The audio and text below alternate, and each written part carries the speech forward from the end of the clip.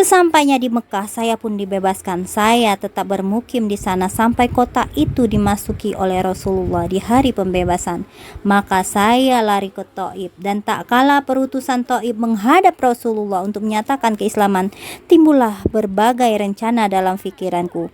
Kataku dalam hati, biarlah saya pergi ke Syria atau ke Yaman atau ke tempat lain. Demi Allah, ketika saya berada dalam nanti Islam, dalam kebingungan itu datanglah seseorang mengatakan kepadaku, "Hai bodoh, Rasulullah tak hendak membunuh seseorang yang masuk Islam." Maka saya mendapatkan Rasulullah di Madinah. Saya baru tampak olehnya ketika tiba-tiba telah berdiri di depannya mengucapkan 2 kalimat syahadat. Tak kala saya dilihat, beliau bertanya, "Apakah kamu ini Wahsy?" Berarti dia langsung syahadat ya Mbak, karena dia takut kan. Dia berpikir orang yang Islam itu tidak akan dibunuh, makanya dia mau menjadi Islam. "Apakah kamu ini Wahsy?" tanya Rasulullah. "Ya benar Rasulullah," ujarku. Lalu sabdanya, "Ceritakanlah kepadaku bagaimana kamu membunuh Hamzah." Maka saya ceritakanlah, dan setelah cerita saya selesai, sabdanya pula, "Sangat menyesal. Sebaiknya engkau menghindarkan perjumpaan denganku." Maka selalulah saya menghindarkan diri dari hadapan dan jalan yang akan ditempuh oleh Rasulullah, agar tidak kelihatan oleh beliau sampai saat beliau diwafatkan oleh Allah. Karena kan pamannya yang dicintainya, yang disayanginya itu bukan paman lagi, paman sekalian kawannya. Iya, pamannya yang dicintainya itu meninggal di tangan Wahsy. Tak kala kaum muslimin pergi memadamkan pemberontakan Nabi palsu Musailamah Al-Kadzab, penguasa Yamamah, saya pun ikut bersama mereka dan membawa tombak yang saya gunakan untuk membunuh Hamzah dahulu. Ketika orang-orang mulai bertempur, saya lihat Musailamah Al-Kadzab sedang berdiri dengan pedang di tangannya. Maka saya pun bersiap-siap menggerakkan tombak membuat ancang-ancang, hingga terasa tepat saya lemparkan dan menemui sasarannya. Maka sekiranya saya dengan tombak itu telah membunuh sebaik-baik manusia, yaitu Hamzah, saya berharap kiranya Allah mengampuniku dengan tombak itu pula. Saya telah membunuh sejahat-jahatnya manusia, yaitu Musailamah Al-Kadzab. Jadi menyesal benar ya. Berarti dia sudah Islam benar kan? Cuman dia tidak ikut serta dalam peperangan di antara orang-orang Islam. Dia menyembunyikannya karena Rasulullah tidak mau melihat Wahsy ya. Demikianlah singa Allah dan singa Rasulullah itu gugur sebagai syahid yang mulia ya. Dan sebagaimana hidupnya telah menggemparkan, demikian pula kewafatannya pun telah menggemparkan musuh-musuh yang tak puas hanya wafat saja. Jadi orang-orang banyak yang enggak puas, termasuk Hindun binti Utbah ya, istrinya Abu Sufyan, yang telah menyuruh Wahsy untuk mengambil hati Hamzah untuk dirinya. Keinginannya yang mempunyai imbalan ini dikabulkan oleh oleh orang Habsyi. Dan tak kala ia kembali kepada Hindun dan memberikan hati Hamzah dengan tangannya, maka ia menerima kalung dan anting-anting dari wanita itu dengan tangan kirinya sebagai balas jasa telah memenuhi tugasnya. Kejam banget ya Mbak ya. Maka Hindun yang ayahnya telah tewas di tangan kaum muslimin di perang Badar, dan istri Abu Sufyan sebagai panglima musyrik itu telah menggigit dan mengunyah hati Hamzah. Rupanya hati itu alot, telah keras, liat, hingga tidak dapat dikunyah dan tidak mempan oleh taring-taringnya. Maka dikeluarkan dari mulutnya, lalu kedengaranlah teriakan keras, yaitu seruan yang dia ucapkan. Ini seruan Hindun tadi ya, karena dia nggak berhasil makan hati itu ya.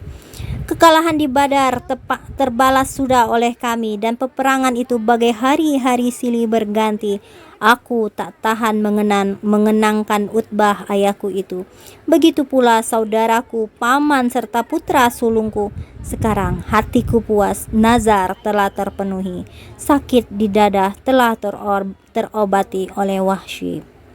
Peperang pun usai.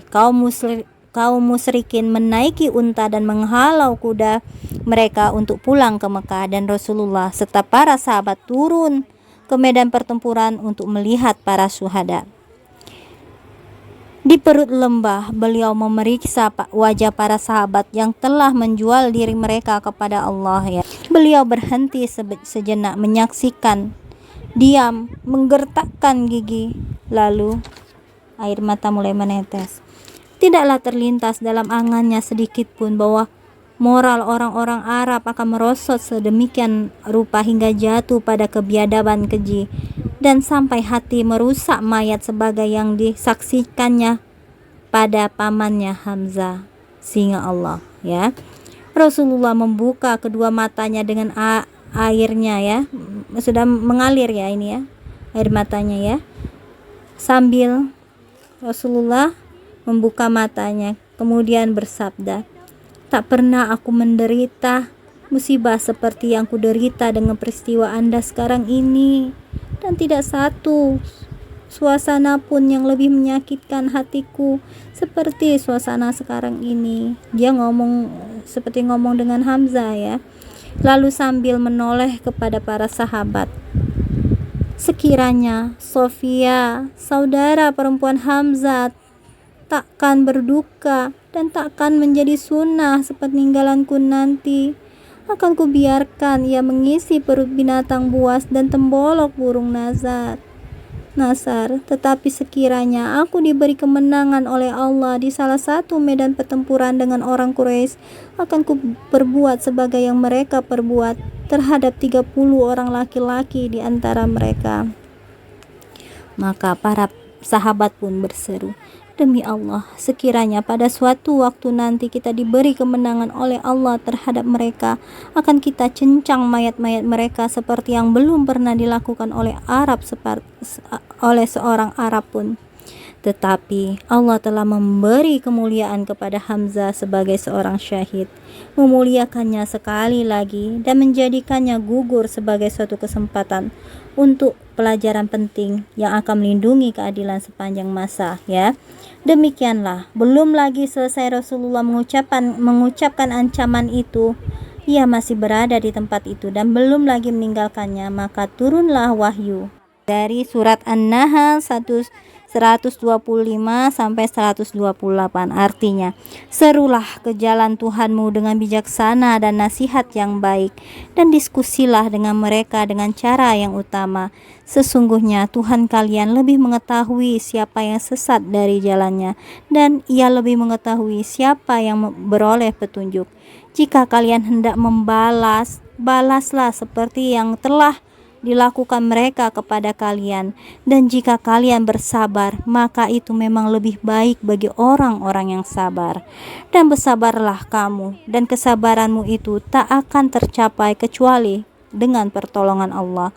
Serta jangan kamu berduka cita atas mereka, serta janganlah sesak napas karena tipu daya yang mereka lakukan. Sesungguhnya Allah bersama orang yang bertakwa serta orang-orang yang berbuat baik." Jadi maksud ayat ini itu, ya, boleh membalas, ya, boleh oleh orang musyrikin tadi, ya, Quraisy tadi, tetapi, ya, akan lebih baik jika bersabar, kayak gitu. Maka Rasulullah itu disuruh untuk bersabar.